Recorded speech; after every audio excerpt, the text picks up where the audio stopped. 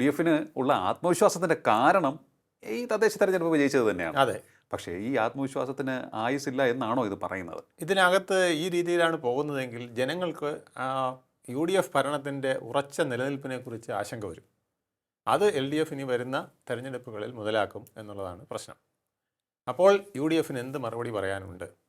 V D Satheesan വളരെ സ്ട്രിക്റ്റായിട്ട് പറഞ്ഞിട്ടുണ്ട്, SDPI, BJP ഈ 2 മുന്നണികളെ ഒഴിച്ച് ബാക്കി ആരുമായിട്ടും ഞങ്ങൾ LDF ഈ 3 മുന്നണികൾ അല്ലെങ്കിൽ 3 പാർട്ടികളെ വിഭാഗങ്ങളെ ഉപയോഗിച്ച് ഞങ്ങൾ ഭരണം പിടിക്കാൻ നോക്കിയില്ല. ബാക്കി ആരുമായിട്ടും കൂടും, 2020 ആയിട്ട് കൂടും, CPI-യുമായിട്ട് വേണമെങ്കിലും കൂടും, പിന്നെ വെൽഫെയർ പാർട്ടിയുമായിട്ടും കൂടും, SDP ആയിട്ടൊന്നും ഞങ്ങൾ കൂടില്ല എന്ന് പറഞ്ഞിട്ടുണ്ട്. അപ്പോൾ ഇതിനും വിരുദ്ധമായിട്ടാണ് പലയിടത്തും ഇപ്പോൾ സീറ്റ് അഡ്ജസ്റ്റ്മെൻറ്റുകൾ നടത്തി സ്ഥാനം പിടിച്ചിരിക്കുന്നത്. ഇപ്പോൾ മറ്റത്തൂർ തന്നെ തൃശ്ശൂരിലെ ഒരു നല്ല ഉദാഹരണമാണ്.